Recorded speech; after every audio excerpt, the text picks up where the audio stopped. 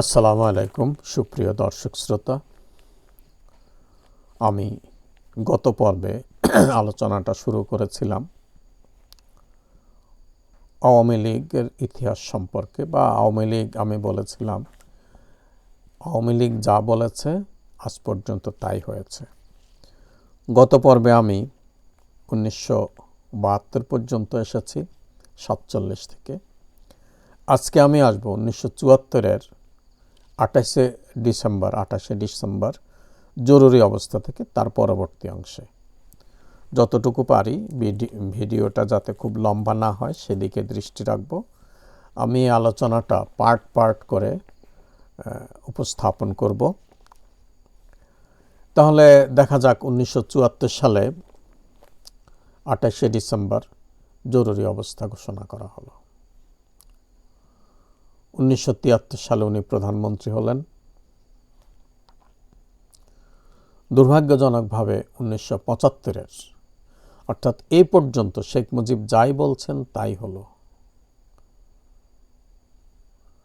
এবং তিনি দেশের যে অবস্থা তখন দুরবস্থা, যেমনি আইন শৃঙ্খলার দুরবস্থা, রাজনৈতিক অস্থিরতা, বিভিন্ন দিকে অনেক সমস্যা ছিল, তবুও শেখ মুজিব মানুষকে যা বলেছেন মানুষ তাই মেনে নিয়েছে, এবং উনি যা বলেছেন তাই হয়েছে। উনি বলেছেন আমি তোমাদের 3 বছর খাওয়াবার পারুম না। জনগণ জনসভায় বলেছিল আমরা খাবো না। উনি বলেছিলেন যে এইবারে দুর্নীতিতে যদি, এটা 75-এ বলেছিলেন, 31শে মার্চ বা 30শে মার্চ ওনার বাবার মৃত্যু হয় 74-এ সম্ভবত, হ্যাঁ 74-এ। যাই হোক, আমার সালটা একটু কনফিউজড, 74-এ সম্ভবত। 75 উনি বলেছিলেন বিরাট করে, যেহেতু উনি একজন বড় বাগ্মী ছিলেন, সম্মোহনী ক্ষমতা ছিল ওনার বক্তৃতার, বলেছিলেন এবার যদি আমার মরা বাপও ধরা পড়ে কবর থেকে তুলে নিয়ে আসবা। তো ওই আগে যে কথা বলেছি প্রথম এপিসোডে পর্বে, তিনি বলতেন কিছু, কিন্তু যে কোনো কারণেই হোক সেটা কার্যকরী হতো না, অর্থাৎ উনি সেটা কার্যকর করতে পারতেন না। উনি যে ওয়াদাটা দিতেন সেই ওয়াদাটা তিনি পূরণ করতে পারতেন না। তো যাই হোক, এরপরে যে দুঃখজনক ঘটনা, 1975-এর 15ই আগস্ট তিনি নিহত হলেন। তার আগে বলি, নিহত হওয়ার আগে উনি আওয়ামী লীগ বিলুপ্ত করে বাকশাল গঠন করেছিলেন। বাকশাল গঠন করার সময়, এবং উনি যেটা বললেন সেটাই হয়েছে, 74-এর নভেম্বরে সম্ভবত আমাদের যে জাতীয় 4 নেতা ছিলেন তার মধ্যে একজন তাজউদ্দিন আহমেদ, উনি শেখ মুজিবকে মুজিব ভাই বলতেন।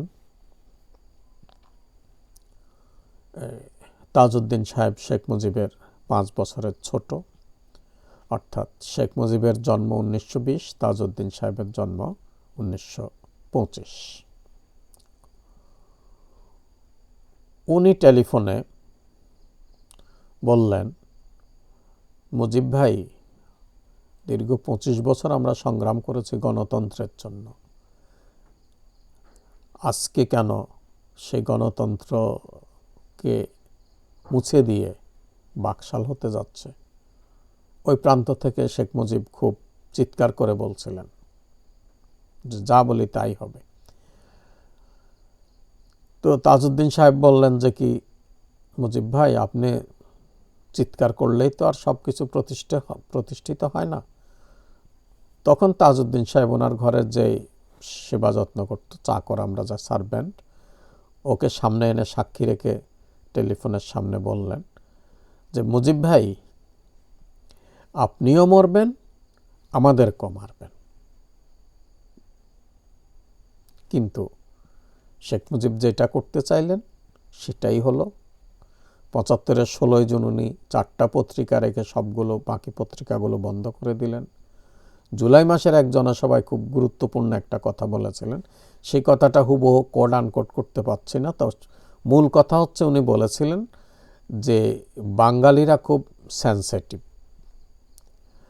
এরা একটুখানি অনেক তোমরা করে বলেছিলেন জনসভায় হোক বা ওনার যাদের সঙ্গে যা কিছু করো, একটু ভুল করলে বাঙালিরা কিন্তু ক্ষমা করবে না, একটা কথা বলেছিলেন জুলাই মাসের দিকে। তারপরে তিনি 75-এর 15 আগস্ট নিহত হলেন। এরপরে একইভাবে তাজউদ্দিন সাহেবের সেই কথাটাই সত্য হলো। 75-এর 3রা নভেম্বর রাতে, তার মানে 4 তারিখ যদি ধরি, 4 তারিখ বা 3 তারিখ, ওই জাতীয় 4 নেতাকে আমরা হারালাম। ওই 4 জন জাতীয় নেতাকেও জেলখানায় নির্মমভাবে হত্যা করা হলো। এই গেল শেখ মুজিবের চ্যাপ্টার। তারপরে আসলো 76, 77, 78, 79, 81, 82। 81 সালে বঙ্গবন্ধু কন্যা শেখ হাসিনা বাংলাদেশে আসলেন 17ই মে। অনেক ঝড় তুফান ছিল সেদিন ঢাকায়, তবুও জনসমুদ্র ছিল। সে সময়ে প্রেসিডেন্ট ছিলেন জিয়াউর রহমান। দুঃখজনক হলো 17ই মে শেখ হাসিনা এই দেশে আসলেন, 30শে মে জিয়াউর রহমান চট্টগ্রামে সার্কিট হাউসে নিহত হলেন। এবং প্রসঙ্গক্রমে বলে রাখি, আজকে যে বিএনপির নিজস্ব উৎপাত, নিজস্ব অন্তকোন্দল, ঠিক সে অন্তকোন্দলটা মিটাতেই তিনি চট্টগ্রাম গিয়েছিলেন। ব্যারিস্টার সুলতান আহমেদ সহ একজনের কথা মনে আছে, সে সময়ের নেতা। ওনাদের যে অন্তবিরোধ, অন্তকোন্দল, এটা মিটাতেই উনি ওখানে গিয়েছিলেন। তার পরবর্তী সফর ছিল ইরাকে, বাইরের সফরের মধ্যে পরে ছিল। এই ফাঁকে উনি চট্টগ্রাম গিয়ে তাদের মধ্যে সমঝোতা যা যা করার জন্য গেলেন, এই বিএনপির কোন্দলে, হায়াত মঙ্গত আল্লাহর হাতে, তবে আমরা বলি যে বিএনপির কোন্দলের কারণেই জিয়াউর রহমান নিহত হয়েছিলেন। যাক, সেই প্রসঙ্গ বলতে চাচ্ছিলাম, আওয়ামী লীগ যা বলে তাই হয়, যা বলেছে তাই হয়েছে। আওয়ামী লীগের একটা চেইন অফ কমান্ড আছে, আমি পরে, তারা সবাই একসুরে কথা বলে, সে কথা আমি সুন্দর একটা কথায় পরে আসছি। তো যাই হোক, জিয়াউর রহমান নিহত হলেন, নির্বাচন হলো, বিএনপি আসলো। সেই সুযোগে বিএনপির দুর্বলতার কারণে, অন্তকোন্দলের কারণে বা যে কোনো কারণে পরবর্তী সময়ে প্রেসিডেন্ট হলেন এরশাদ সাহেব। এই এরশাদকে শেখ হাসিনা স্বাগত জানিয়েছিল। আমাদের প্রাক্তন প্রধানমন্ত্রী, টপল্ড প্রধানমন্ত্রী,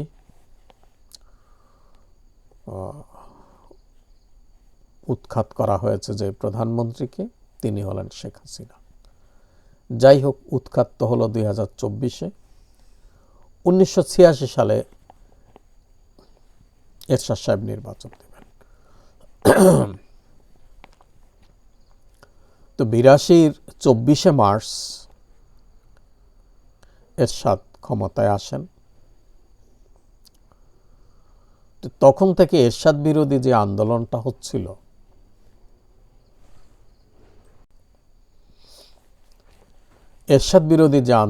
হচ্ছিল, সেখানে আওয়ামী লীগ ছিল 15 দলের, 15 দলীয় জোট, বিএনপি 7 দলীয় জোট, এবং আলাদা করে তখন বলা হতো জামায়াত ইসলামী বাংলাদেশ। তখন ছিল জামায়াত ইসলামী বাংলাদেশ, এখন হলো বাংলাদেশ জামায়াত ইসলামী।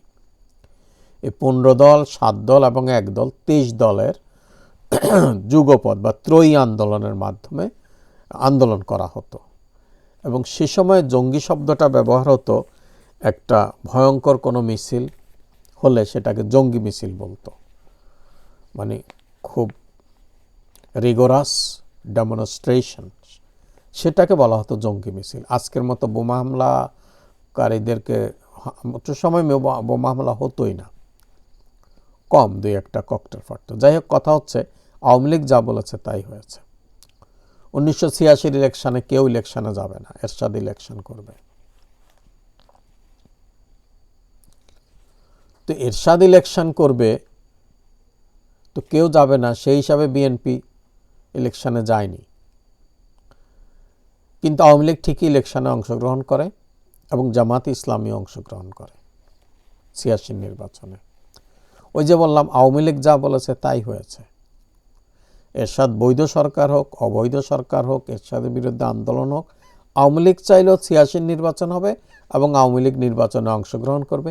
86 নির্বাচন হলো, আওয়ামী লীগ অংশগ্রহণ করলো এবং এরশাদ ঠিকমতো ক্ষমতায় থেকে গেল, টিকে গেল। একই অবস্থায় আসা যাক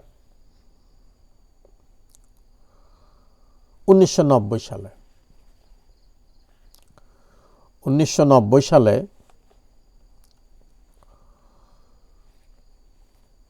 খুব তেজি আন্দোলন গড়ে তুলল আওয়ামী লীগ, সঙ্গে বিএনপির 7 দল, সঙ্গে জামাত ইসলামী। এবং 90 সালে আওয়ামী লীগ এরশাদকে ডিনাই করলো, এরশাদের ডাউনফল হলো। আওয়ামী লীগ যা চেয়েছে এবারও তাই হয়েছে। এরশাদ এক বুধবারে 27 নভেম্বর বা 26 নভেম্বর মার্শাল ল দিলেন, আর পরের বুধবারে মার্শাল ল শেষ, এরশাদের পতন হলো, এরশাদ নেমে গেল।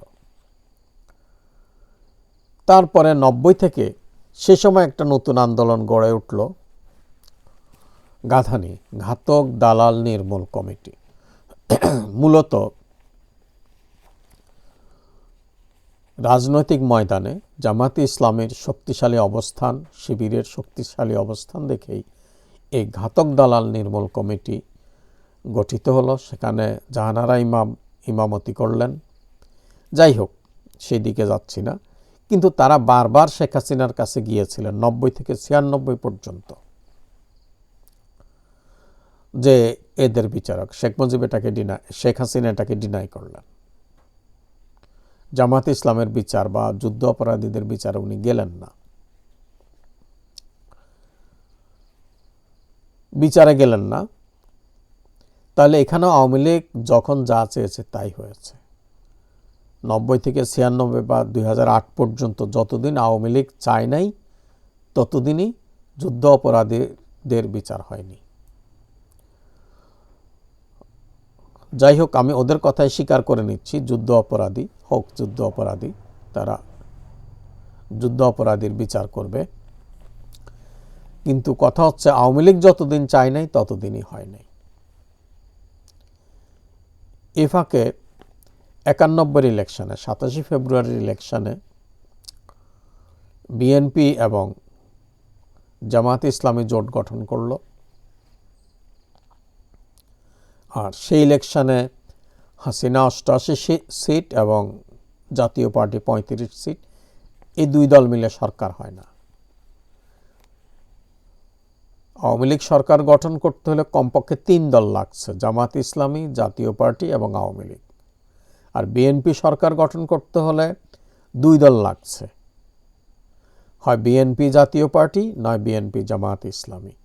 যেহেতু এরশাদ ব্লক, আওয়ামী লীগ এরশাদকে লালন করেছে, এরশাদের এখানে আওয়ামী লীগ যা বলেছে তাই হয়েছে। 90-এর গণ অভ্যুত্থানের পর, এরশাদের পতনের পর এরশাদকে টিকিয়ে রেখেছে আওয়ামী লীগ।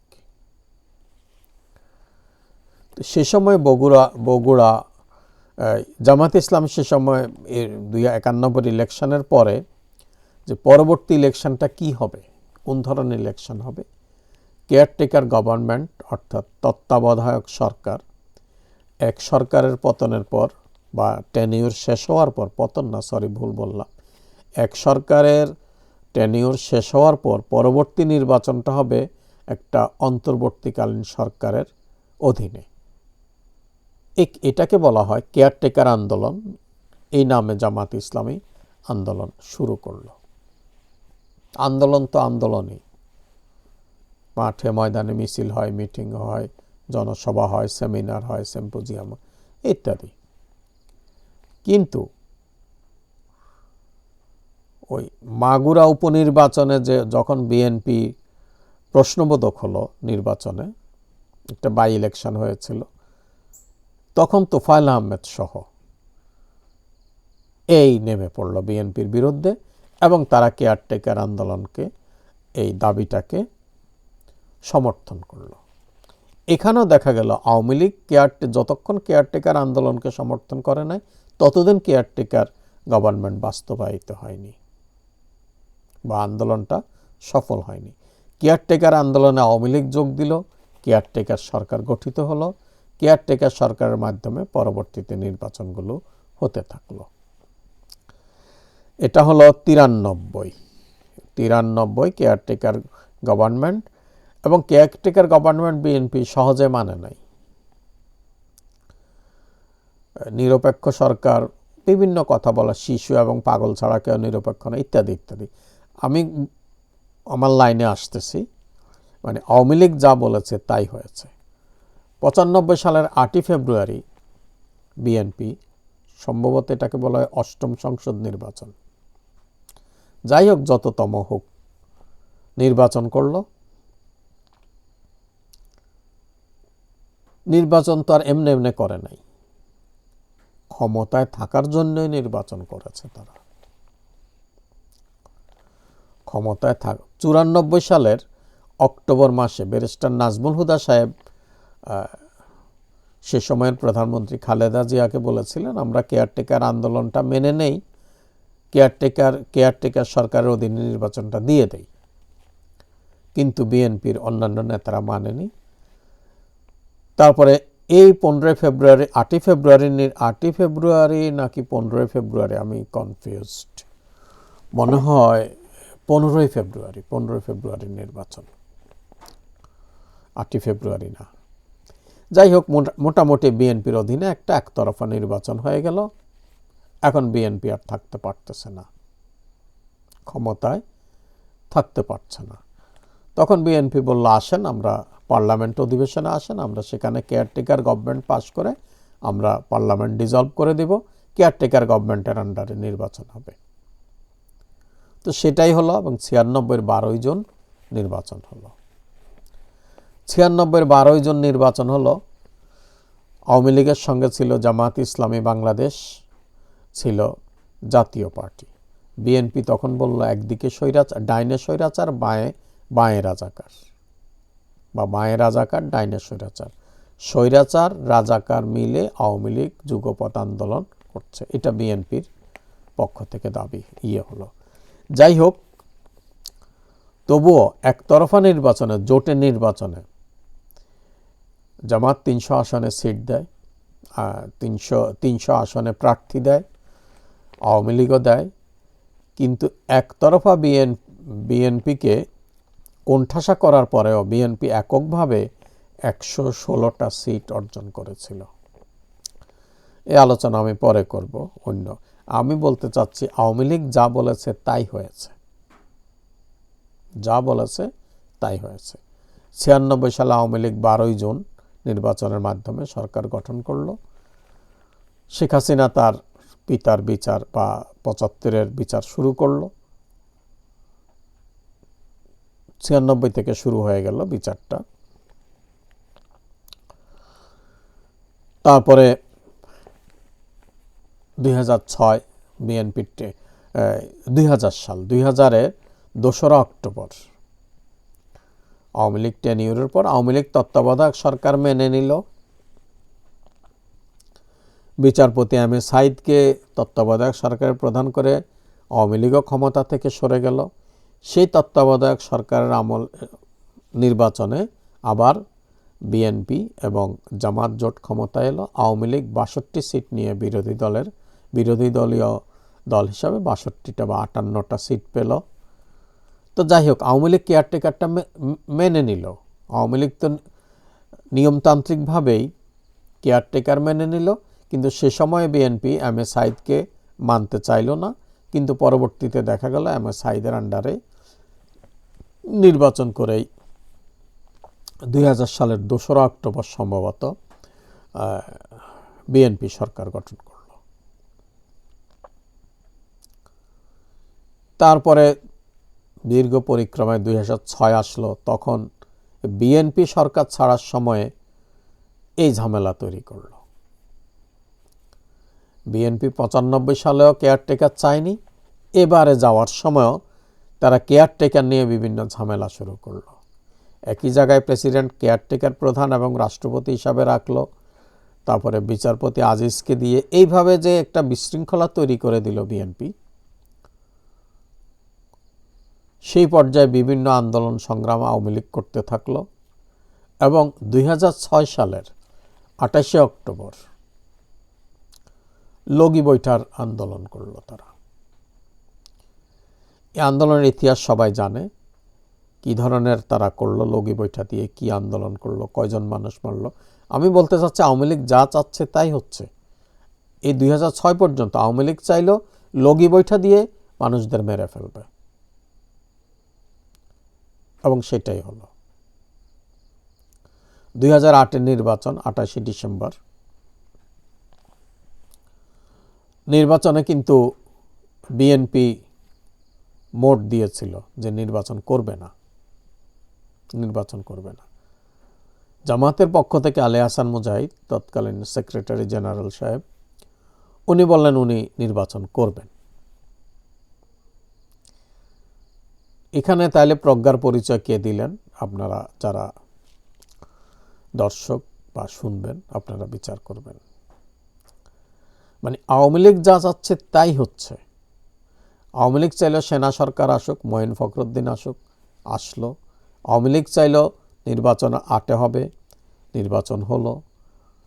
8-এ নির্বাচন হওয়ার পর 25শে ফেব্রুয়ারি 2009-এর যে বিডিআর হত্যাকাণ্ড না, মরল তো সেনাবাহিনী। এটাকে সেনাবাহিনী হত্যাকাণ্ড বা বিডিআর বিদ্রোহ, এই বিদ্রোহটা কি এটাও সবাই জানেন, আমি সেই দিকে যাচ্ছি না। অর্থাৎ আওয়ামী লীগ চাইল সেনাবাহিনীরা মরবে, সেনাবাহিনীর কিছু অফিসার মরবে, এটা আওয়ামী লীগ চেয়েছিল। সেটা কেউ ঠেকাইতে পারে নাই, বিএনপিও না, সেনাবাহিনীও না, জামাত ইসলামীও না। আমার বলার যে টার্গেট সেটা হচ্ছে এই জমিনে আওয়ামী লীগ যা চেয়েছে তাই হয়েছে।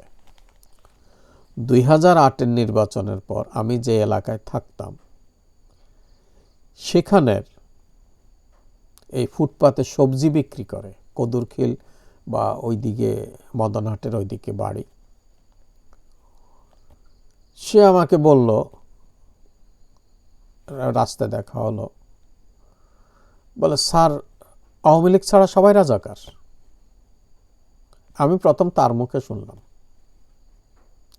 সে আওয়ামী সমর্থিত লালিয়ারহাটের সবজি বিক্রেতা,